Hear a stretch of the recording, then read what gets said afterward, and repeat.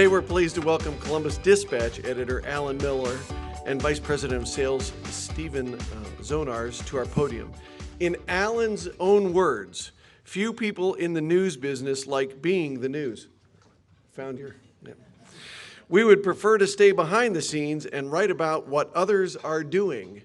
However, being in the news is exactly what the Dispatch has been doing recently, as we all know.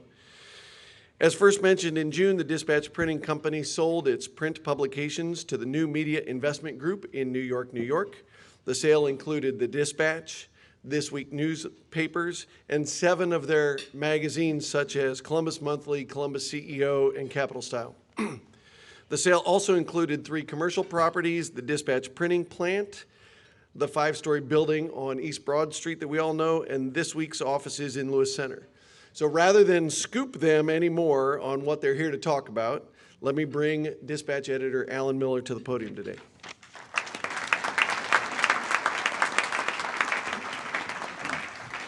Well, thank you all for having Steve and me for lunch. It's a great opportunity to get out of the office and talk to readers face-to-face as opposed to via email, which I've been getting a flood of.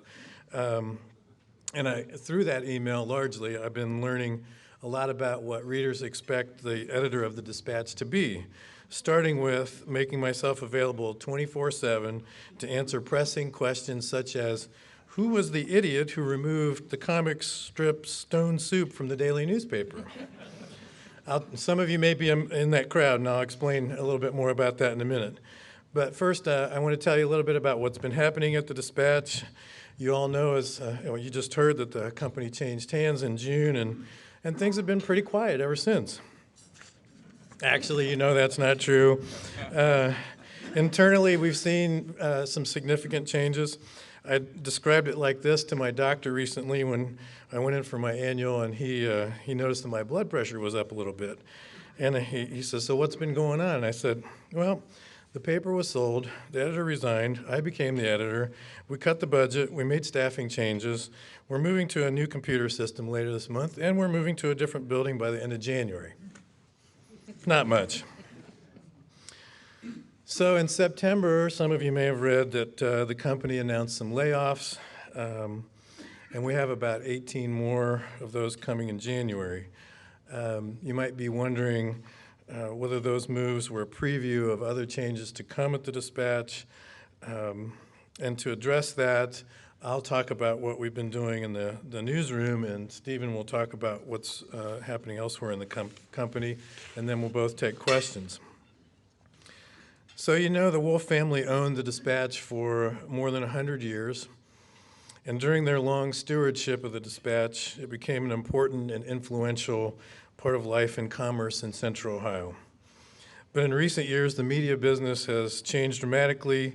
In the words of John F. Wolf, the longtime Dispatch publisher, quote, the past 2 decades of accelerating and challenging change in the newspaper industry made it clear to us that maintaining a single city, family-owned paper in this environment was untenable long-term. So the family sold the business. Specifically, they sold the Dispatch, the suburban weekly group of ThisWeek Community newspapers, the magazine division, and Dispatch Digital, which is our fast-growing online side of the company. The New Media Group bought the paper, and the company, I should say, and while it's relatively little known, this company has acquired enough newspapers in recent years that it now publishes more newspapers than any other company in the United States.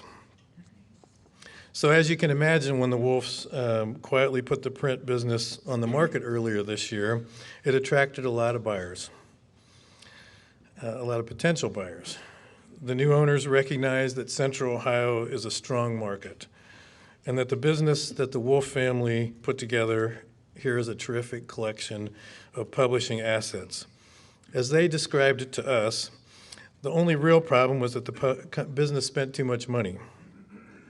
So the Dispatch team and a bunch of people from Gatehouse spent the third quarter making the company leaner, more nimble, in a business without diminishing its capacity to produce great journalism and provide excellent customer service. That involved judicious cutting in the past few months, and it involves new initiatives by our new publisher, Brad Harmon, and by Steve Zonars, as well as others on the sales team to increase revenue. Brad cannot be here today. He sends his regards, and I want you to know that both he and Gatehouse CEO Kirk Davis are Ohio natives, so they have strong interest in what we're doing and our success here. Brad is from northeastern Ohio, and Kirk is from Lancaster. On the content side, the company lured Ray Paprocki back to Columbus. Ray had been the outstanding editor of Columbus Monthly, and he is back as publisher of the magazine group. And at the Dispatch, we have virtually the same team of veteran journalists who were there before the sale of the paper. And we're upholding high journalistic standards, increasing our strong presence as the breaking news leader in Central Ohio, and continuing both our enterprising daily reporting and our in-depth reports, such as the one we just published on the suicide crisis in America. We're also adding components to such projects when they're applicable. In the case of the suicide project, one of the findings, which probably won't surprise most of you, is that virtually all of us know someone who has tried suicide or has died that way. It's a remarkable thing that something this devastating can touch so many people, and so few of us are willing to talk about it. So we launched the conversation on this topic in the newspaper with a 6-day series, and we're hosting a community forum on the topic from 6 to 8 p.m. next Monday, December 7th, at the Ohio Union. And you're all invited to attend and join this important conversation. We have another project coming up in December looking at rail safety in light of the problem we've seen with derailments of cars filled with crude oil from the Bakken oil fields. That oil is a highly volatile oil that tends to explode when those tankers crash. We'll have interactive graphics, videos, and other such things online with that project. And we also intend to share the work with other Gatehouse papers in states where these trains are common travelers. So this extends the reach and the impact of Dispatch stories far beyond Central Ohio. It's worth noting that because the Dispatch is the largest paper in the Gatehouse company, it also is seen as a resource for the other papers. We're providing content to them on a regular basis. Our investigative reporters are leading training webinars for journalists across the enterprise, and our Washington Bureau is seen as an asset to be more fully utilized by other papers in the company. And I and our public affairs team, which covers politics and government, have been tapped to help plan corporate coverage of the presidential campaigns in 2016. Now, I mentioned layoffs earlier, and I want to come back to that for a minute. The first round of layoffs in September did not affect the newsroom. The second round, coming in January, will result in the loss of some copy editors and all of our page designers and artists. Their work will be going to the Gatehouse Center for News and Design in Austin, Texas. And we don't take this lightly. The people that we work with in those two desks are dear to us. It's a family atmosphere in what had been a family-owned company, and so we don't take this lightly. But I want you to know that that they are all working.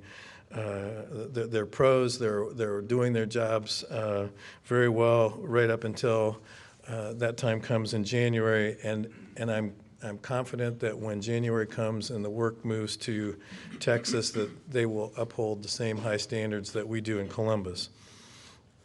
Also, you should know that the copy editor, we will still have copy editors in Columbus, and they will be responsible for handling the content generated by our local staff in our newsroom. And our goal in all of this is to make sure that the news gathering operation remains strong. So as I mentioned at the start, I want to briefly share a few things that I've learned from readers, perhaps from some of you, about what you expect from the editor at the Dispatch. You have a lot of questions. This is something I've learned quickly, and you expect answers almost immediately. One reader from Lancaster sends me an email most Sunday mornings before I've gotten out of bed. He's read the whole paper and he has questions. The first question that many have had for me, if I haven't seen him since the sale of the paper, is what's going to happen to that big neon sign on top of 34 South 3rd Street? Gatehouse bought the sign with the rest of the operation, and at this point, it'll stay on top of 34 South 3rd. We're in negotiation with the Wolf family for a reasonable lease to keep it on that roof, because the rooftop of the building that we're moving to at 62 East Broad Street isn't big enough for it. We're looking for a place to put it at some point. Some readers see signs of our new owners in the most amazing places, and here are some of the things that I've heard. It's clear that since the new ownership, the paper is more conservative. It's clear that since the new ownership, the paper is more liberal. The editorials have been weak since you got new owners. Wow, the editorials have been strong since you got new owners, and the cartoons too.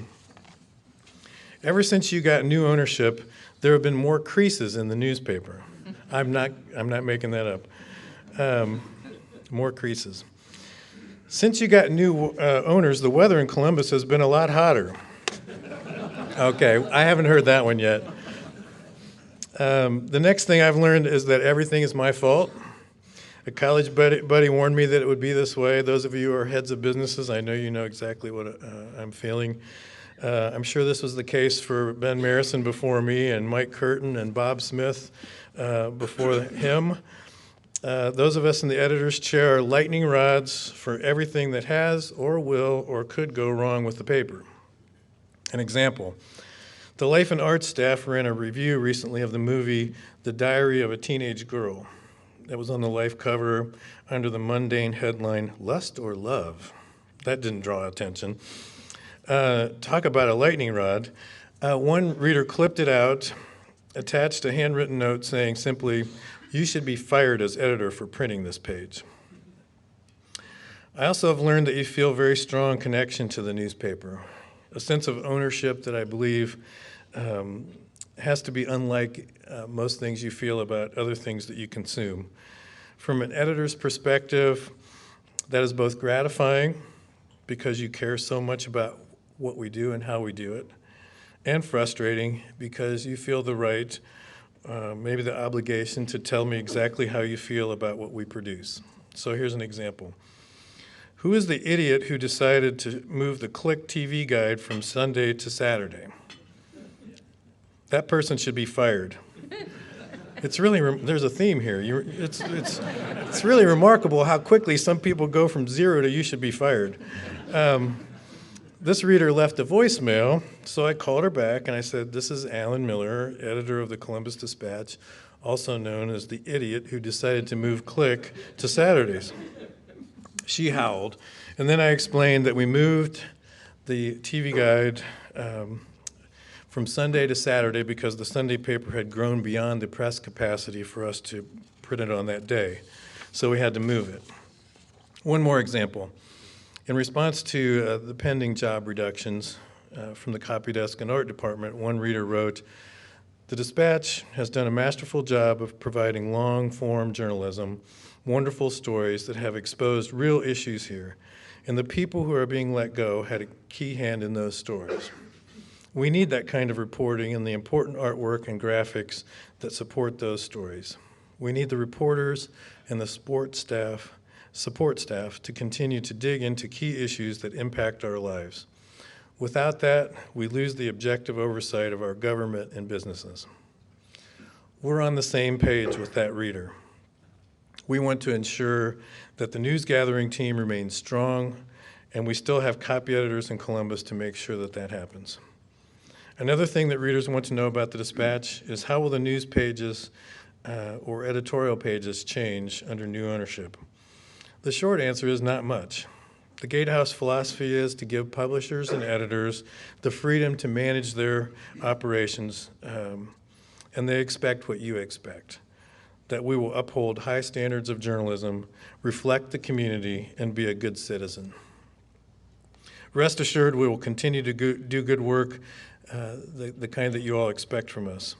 We'll do everything from making sure that you know about the next food truck rodeo at the Columbus Commons to keeping an eye on public officials who are elected by you and paid by you and are spending your money. And that includes big stories, such as the series we did on college campus crime, for which we won several national awards, or the series on home health aides, and another another project on the woeful oversight of guardians for Ohio's most vulnerable residents, both of which also won awards.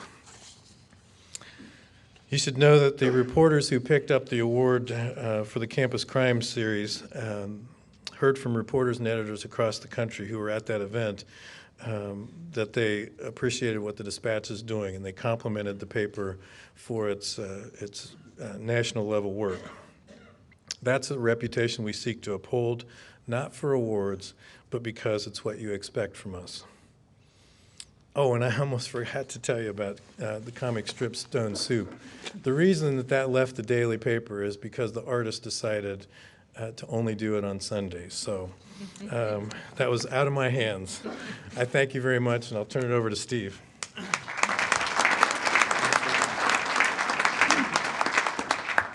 Good afternoon. Well, with an editor like that, it should make my job much easier than I expected that it is, at least at this moment in time. I thought I would just take a few minutes because my belief is most of you want to hear about your community newspaper through the eyes and thoughts and minds of the editor, who is pretty much reflecting society in a thought-provoking and informative way to each of you. I thought I'd give you a little background on myself, why I'm excited about the Gatehouse era of the Columbus Dispatch, our community newspaper, and then talk about something that we probably don't think about too often, which is the audience of people who read the newspaper. So I know many of you in the room. I'm a longtime resident of Columbus. Originally, I grew up in Dayton, in Kettering, Ohio, attended Kenyon College. I've only worked in my 36-year career for 4 companies, and the longest standing one of those companies is the Columbus Dispatch. I spent a short time with a division of W.R. Grace. I spent a few years with AT&T. I came back to Columbus and worked at AmeriFlora 92, which hopefully many of you will remember positively. And a little known fact is that's where I met your Madam President. She and I worked there together for a couple of years. And in one of the most humbling moments of my career, near the end of AmeriFlora, John Wolfe sent someone to my office and said, hey, when this thing's over, we're going to offer you a job. It is the only time in my career that I've actually cried because I couldn't believe someone would be that generous. And so for the past 23 years, I've worked for the Dispatch organization. I'm kind of a utility player. I started with Dispatch Consumer Services, and during that era, founded a program with which I've met many of you called the Invention Convention, which is about to celebrate its 20th anniversary of celebrating kids and their imaginative ideas, while at the same time celebrating the great work that happens in our schools every day that generally goes unheralded. Worked for Dispatch Consumer Services and then had an opportunity to run the product there, which is known as the bag, and a few years later was given the opportunity to run ThisWeek Community Newspapers. The objective there was to, I think as it was put to me, put the hurt on suburban news publications. And I think we kind of achieved that objective while at the same time the economy helped us out. And I think it was in 2000 and, when did we acquire those? 2011-ish, 2012, we acquired suburban news publications and consolidated the weekly community newspapers, or at least the Wolf organization did back then. And at that time, they had a pretty strong publisher, so they asked me to go back to my event marketing roots, and I started up with a little bit more robust energy the Dispatch Consumer Shows division, which produces the Home and Garden Show in the spring and fall and a wedding show. This coming year, we're going to launch 4 new event marketing platforms. So that's kind of my career in a capsule. And in July, I was asked if I would have an interest in leading the sales for the Columbus Dispatch. And I jumped at the chance because I believe in many ways, from a selling point of view, the organization had given up. The organization had kind of ceded to the public sentiment that people who read newspapers may not be responsive consumers and might not spend their money on your products and services. So I just ask you today, by a show of hands, how many of you would consider yourself regular readers of your hometown daily newspaper? So I ask you, you make your own judgment on on how viable this is, right, as a business model. I was struck when John announced internally at an internal town hall meeting that he was selling the newspaper. You know, after we picked our jaws up on the floor, 110 years of a family owning a newspaper, he made a few remarks that stuck with me, and I kind of want to give him a grade when I'm done on how well he achieved the 3 primary aims that he had set out for us in that town hall meeting. He said when Donald Graham sold the Washington Post, and you put it much more elegantly, Alan, but when Donald Graham sold the Washington Post, he realized it was going to be really tough for an independent newspaper to make it in this current multimedia, fast-moving, social media marketplace. And that is when the idea seeded in his mind that he wanted to put the newspaper in the hands of an organization that would achieve 3 things. 1, that would give the newspaper, which he believes was a community treasure, and I think we all believe the same, hopefully you do as well, put it in the best position to thrive and survive as media consumption habits of consumers change over time.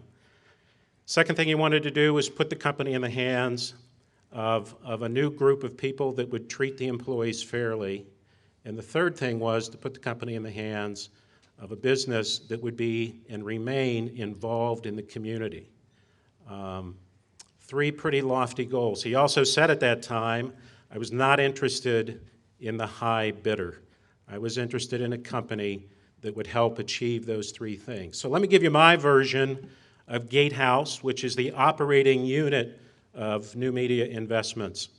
Here's what I like about Gatehouse. Number 1, our CEO isn't just from Ohio. He grew up in Lancaster his whole life. His parents still live there. His mother just passed away a few months ago. His first job, Lancaster Eagle-Gazette. Always held the Columbus Dispatch, these are his words, Kirk Davis's words, in the highest regard, as he did the Wolf family. That's the guy that is now running our national business, which is, if not the largest holding company of newspapers in the United States, one of the largest. In 2015, our annual revenue will approach $1.5 billion from hundreds of daily newspapers and additional weekly and free newspapers across the United States. So I really like that. Our publisher, I wish he were here so you could meet him, another Ohio product from Cleveland, straight shooter, cares about the business. Gatehouse, as an entity, is only acquiring one type of business. They're not dabbling in a lot of different things. They are razor-focused on one business model, newspapers. If you look at their holdings, that's all they've got, right? And in an environment where people want to shed newspaper holdings, they're gobbling them up faster than you can imagine. I mean, in 2015, they bought 3 or 4 big newspaper groups. I think the Dispatch, in terms of metro market dailies, may have been the smallest group that was acquired. So they're bullish on newspapers. Here's what I like. I've spent my whole career in marketing and sales, and I think if I've been successful, it's because I tried to imagine that I was the customer. And I tried to imagine what the customer was experiencing in dealing with us, and I always try to provide more value to the customer than what we ask in return for fees to put your message in front of an audience that is going to respond and consume. And what I like most about Gatehouse is they are customer-focused, both on readers, community, as well as advertisers. That's really important to me because if it doesn't work for the customer first, it isn't going to work for us. That's the business, right? I tell our sales team every day, it works for the customer first, it works for you, the rep, last, it works for the company. As long as we remain true to that, we will be successful. And then, when you work for a big public company, you always wonder how top-heavy and how top-down driven the business model is. I know many of you work for big corporations. I'm pleased to report there is no top-down with Gatehouse. It's bottom-up. Their model is publisher-driven, which means our leadership team, made up of people that were all working for the Dispatch on January 1 of 2015, with the exception of Brad Harmon, our publisher. Our leadership team were all local, and the decisions come from that local team. We are invested in this community. Our families live here. Our friends are here. Our neighbors are here. We go to church here. As I said, I've been in this community for 23 years. It's really important to me that the local leadership team is driving the future direction of your newspaper, not a corporate committee out of Rochester, New York. And then the last thing that excites me about Gatehouse is when you work for a big company. So it's been a while since I've worked for a big company. The last big company I worked for was AT&T, back in the era of make the right choice, for those of you that are as old as I am and remember those ad years when you had to pick your long-distance company. Big companies have access to incredibly rich, deep, diverse, and well-vetted resources. And that is what your local newspaper now has access to. World-class resources on a number of fronts, the ability to share best practices. We don't have to invent it here, try it here to see whether or not it's going to work. We can share in the successes of what others in our group have done in other communities, and we can avoid the failures at the same time. So to me, that is the brightness of Gatehouse Media as the owner. And if I had to give John a grade on his 3 initiatives, right, I want the paper to thrive, I want the employees to be treated fairly, I want a company that is focused on the community, I'd give him an A+ on all 3. He didn't take the highest bidder. He shook hands across the table from Mike Reed, who was the CEO of the investment company. I mean, this is a very non-traditional acquisition. Those of you involved in M&A know you do the due diligence and all that first. This was a handshake. All the due diligence came after the deal was agreed to. So you can imagine it's been a very kind of trying time to figure out all of the things that would have normally been part of the due diligence process.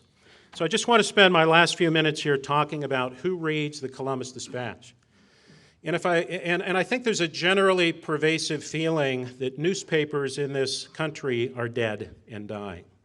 And I guess I would argue that point with you. So on a weekly basis, just by a show of hands, how many of you think that more than 250,000 people consume the printed version? I'm not talking about online. I'm talking about the printed version of the Columbus Dispatch. Just show of hands. How many people think more than 250,000 people consume it?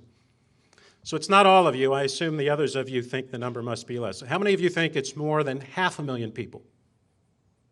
Nobody? Well, my next question then gets really easy. How many of you think it's more than 750,000 people? None of you?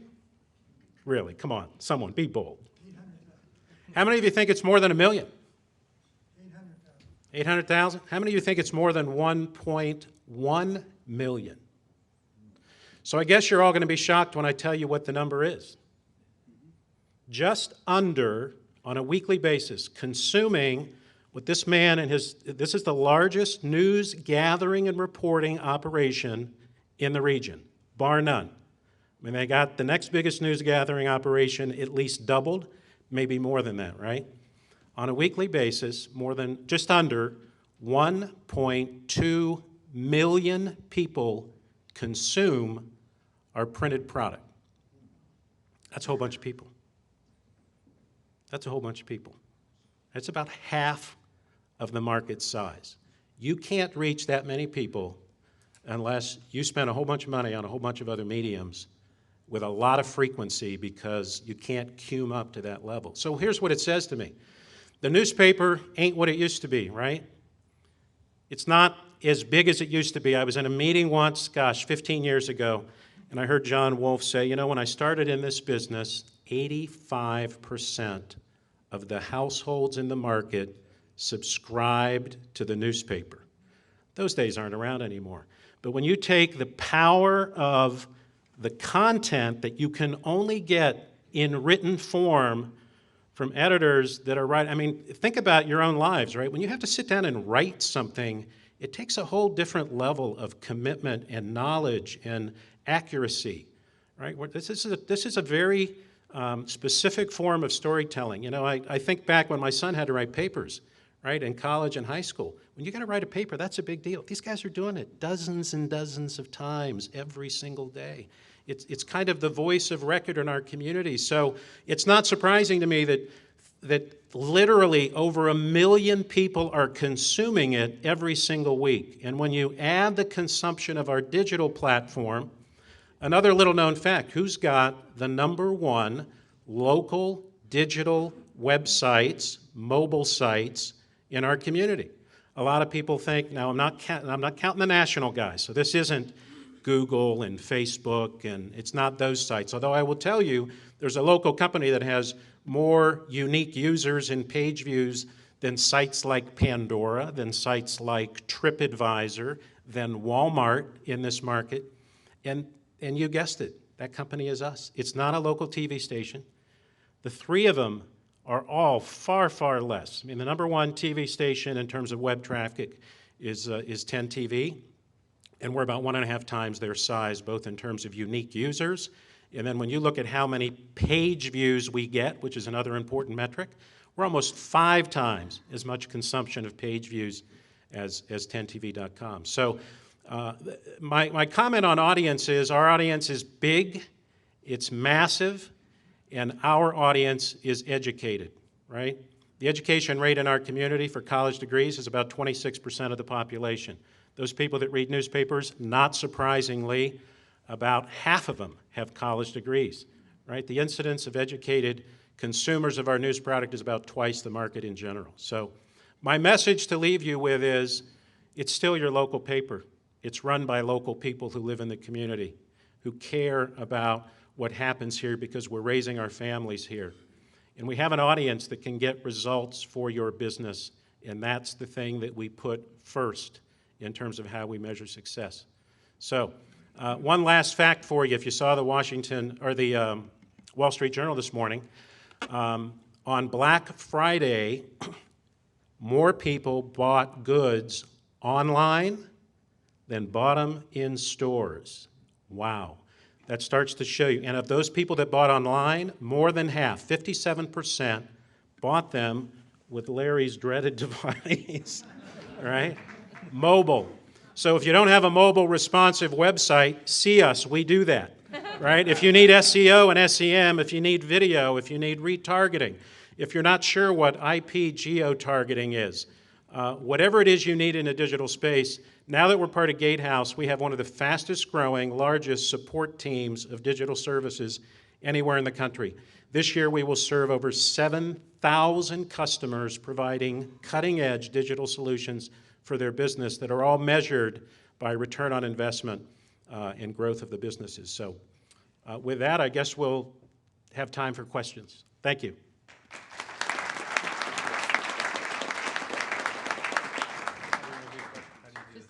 You guys could just stand up there and and they'll address whomever. Okay, fire away. A number of my friends have stopped taking the daily paper and only get it on Sunday. That breaks my heart. What percentage do you find are doing that? I don't know the numbers. I mean, I know that has happened. Some of those folks are switching to reading the paper via their iPads. The e-edition is growing in popularity, and it's an option that some are pursuing along with the weekend papers. Almost 60% of our subscribers are still 7-day subscribers, so that's still a large portion of our audience base, but yes. Yeah. Nikhil from marketing is telling us that 60% of our subscribers have both daily and weekend subscriptions. Yes? I get the impression in most markets that the daily newspaper also owns the TV station. This deal separated Channel 10 from the Dispatch. How do you feel about that?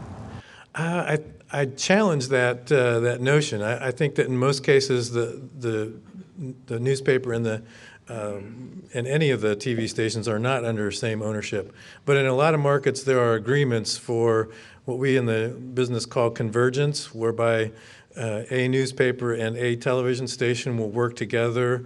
And we still have such an arrangement with Channel 10, even though we're not under the same ownership. We still work together in some endeavors, and it's journalistically beneficial to both of us. The fellow right behind you has a question, too.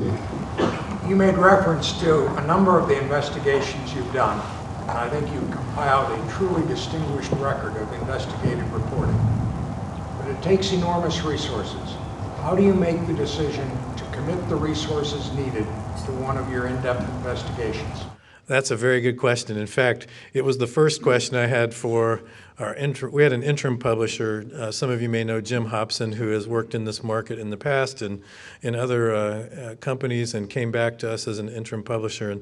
And working as a new editor, working with a new publisher, my first question for him was, as I'm working on my budget, what's your feeling about the investigative, in-depth projects that we do? And he paused and looked at me and he says, that's the special sauce. You got to do that. Music to my ears. It's exactly what I want to hear from a publisher. As for making the decision, we go through a pretty intense process of seeking ideas. My feeling is the more ideas we have on the table, the better. And then we look through them and we vet them, and hopefully we start off with an idea that's not a C or a B, but an A, and then when we report it, we come up with one that's an A+. So we also go into this with a sort of a least most theory, knowing that we could end up spending months on a project, could involve several reporters, photographers, artists. We want to make sure that we're investing wisely, as you suggest. So one of the tests is, at the very least, here's what we're going to get if we spend that much time on it.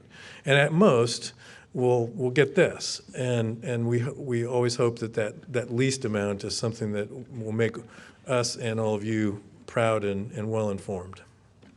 Yes? How are you guys doing with press room reliability? I'm happy to say that it's improved dramatically. This is an initiative by first Jim Hobson and now Brad Harmon to make sure that we are endeavoring to deliver the paper on time, if not earlier than you expect. All of you know, I saw the hands, your subscribers. We went through a rough patch when we retooled for the smaller format, and none of us liked that. So when Jim Hobson came in, one of the first things he says is there will be no more late papers, and we're going to do everything we can to address that. So one of the things that we did in the newsroom is we gave up an hour deadline. That gives the press room a cushion to allow them to deliver the papers to the carriers, and it has resulted in dramatic decreases in complaints about customer service. Alan. Yes. Oh, we're about, can we take one more? All right. There are a lot of good op-ed writers around the country. Why are you so grossly overbalanced toward those from the New York Times, the Washington Post, the Philadelphia Inquirer? Well, we subscribe to a number of services for those columns, and you may not agree with this, but our editorial writing staff works very hard to balance the left and the right in those editorial commentaries. And I hear what you're saying, and I can tell you, I could go back and look at my emails and my phone calls and tell you that I've probably gotten just as many that say it's the other way. So when I hear that kind of balance in the comments about that, we're probably hitting about where we should be. Thank you all very much for having us here today.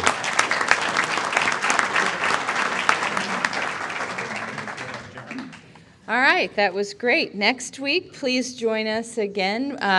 Jenny's, the Splendid Ice Cream. I don't have my glasses on. John Lowe, CEO of Jenny's Splendid Ice Cream, will be here, and that will be quite a story, I'm sure. So, in the meantime, be a Rotarian all week long.